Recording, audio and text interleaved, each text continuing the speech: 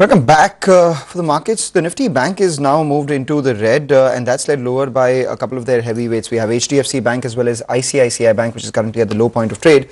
But what's supporting the financials are the Bajaj twins. We have a big move coming in on Bajaj Finance as well as Bajaj Finserv, even as the metals do well, which is supporting the Nifty, which is up around 56 odd points. But it is the last day of the year, so we also look back at the year that was 2022. It was definitely a year of reckoning for the box office. I mean, Bollywood faced one surprise after another as films with pan-India appeal did smash box office records. We had big-ticket mainstream Hindi films which failed to rake in collections. Truly, it was the year where the box office came of age. A lot of things happened. We had a lot of the South Indian movies do extremely well as well. So let's go across to Vahishta, who's rounded up all the hits and misses of the year that was.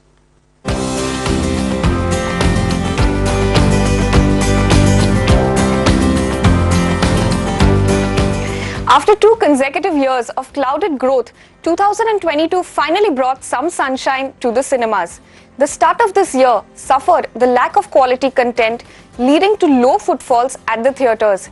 These led to a dent in box office collections, supported by Indians shifting preference towards consuming content on OTT apps.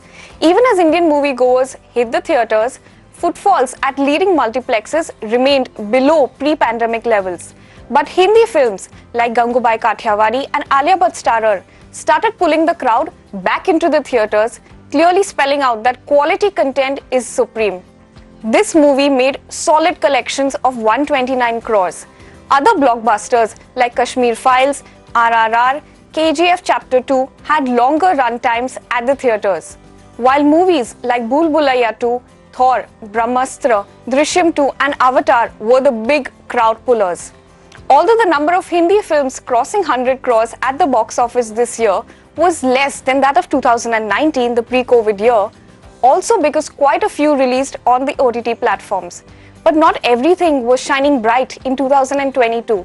We also saw some major disappointments from films with high expectations like Aamir Khan starrer Lal Singh Chadda, Vijay Deverakonda's Liger, and the Akshay Kumar starrer Raksha Bandhan. Each of these movies managed to clock about 20 to 60 crores as their lifetime collections. But as we end this year, Avatar, The Way of Water was the much-awaited movie and performed just as expected. Opening day collections at 41 crores were the second highest this year, only after KGF Chapter 2. Elara Capital expects the movie to clock 500 to 600 crores. Hindi and films which are dubbed into Hindi saw a total box office collections of 3,660 crores until the 22nd of December this year. That is thrice the previous year's number, but at 65% of the pre-COVID year 2019. A revival in footfalls in December has definitely boosted this number in 2022. This year, multiplex stocks have also seen some good momentum when compared with the broader markets. In fact, PVR and Inox have trained their focus on opening new screens and offering unparalleled movie-watching experiences. So as the curtain comes down on this year, are you heading to the theatres this weekend? Are we heading to the theatres this weekend? Vaishta, thanks a lot for that. Not quite actually, because the movies that released this weekend have not, made me want to go to the theatres. And that actually is the question that we'll pose to the guests. Avatar, if it's still running. Have you seen the... I haven't seen. It's over 3-hour movie, so... Exactly, 3 hours, and before that it's an hour of planning, going, parking, etc. Let's ask these questions to Raj Nayak, who joins in, who's the founder of House of Cheer Networks, and Abneesh Roy, the executive director at Nuvama Institutional Equities as well. The bar for going to a theatre has risen way too much, Abneesh. I mean, people are used to great quality content, the comforts of their house, the infrastructure to go to the theatre, park, spend money, all of that is just making people stay away from the theatres. I mean, in a situation like this, what does one do? Yeah, thanks. Mangalam, this is a fair point. Pre-COVID versus now, clearly consumer has got more choices in OTT. Infrastructure is also booming in every metro city, but that also brings its own teething troubles. So yes, definitely there are challenges which are there. So that's why we are seeing, Mangalam, that definitely good content is working. And that's why South Indian content or Avatar has clearly done quite well. In Q3, we expect very good recovery for PVR and Inox versus a Q2, but it will be lower than the Q1.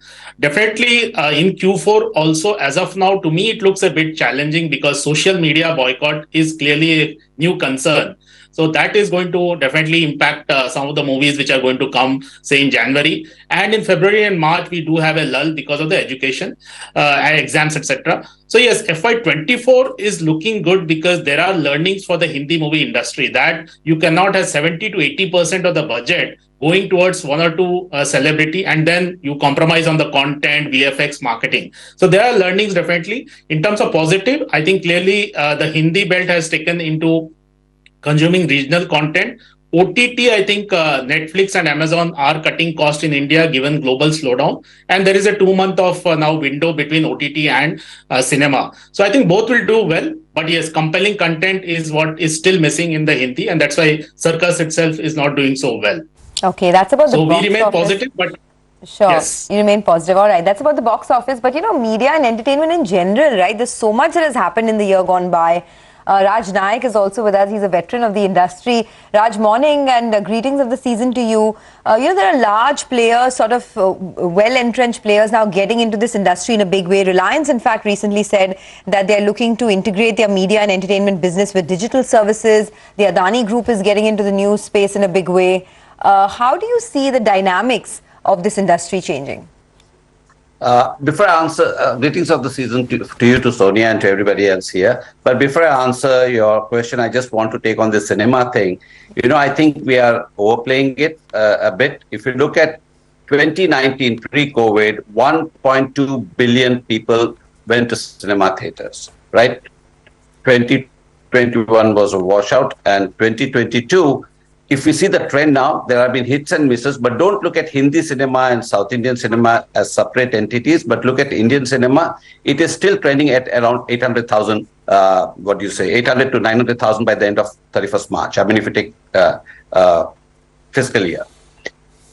I would like to believe that it will come back, and we shouldn't look at cinema as South and North. We should look at it as holistically. So it doesn't matter where the footfalls are coming from as long as cinema is growing. Yes, it is a challenge for Bollywood, and I'm sure they'll recover. Now, answering your question as to big daddies coming into the media industry, I think it's not just unique to India. It's a global norm. It's happening everywhere. And one of the things that has happened is, if you look at television as a business, viewership is getting fragmented, especially in the news genre. You see that more and more people are now looking at digital form of news rather than watching mainstream news channel, and you can see that in the numbers. Same thing when it comes to general entertainment.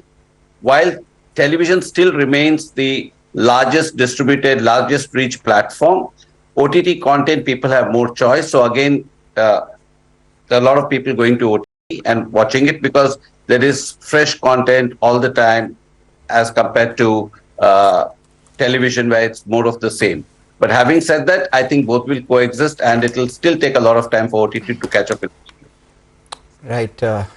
Raj, from a business standpoint, where do you think it makes more sense to be? I mean, digital, while it is gaining traction, it's still not as remunerative as far as the revenues are concerned in terms of ad revenues, etc. And cinemas, yes, people are going to the movie theaters, but movie production houses aren't making money because of the high content production, high talent costs. So how does one be in the business of content production and media? Digital, whilst is growing much faster than television because of the sheer base, but if you look at advertisers today, for them the first preference of choice is still television because of its wide reach.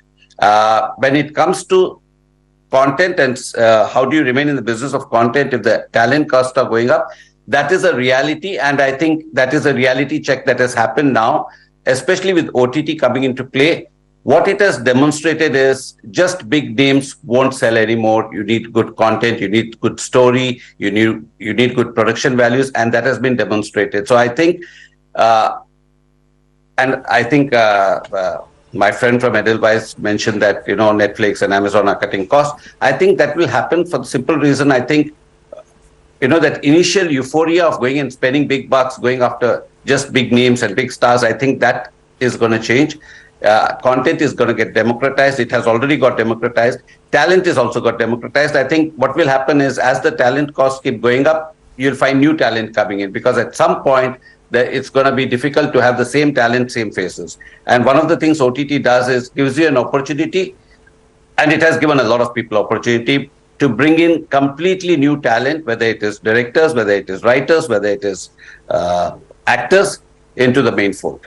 I had put out a piece on the anatomy of a movie ticket, which said that only a third of the prices that you and I pay for a movie ticket reaches the producers of the film. So for a film to actually break even, post the publicity expenses and all of that and stuff, the gross collection should be 4 times the production cost of the movie.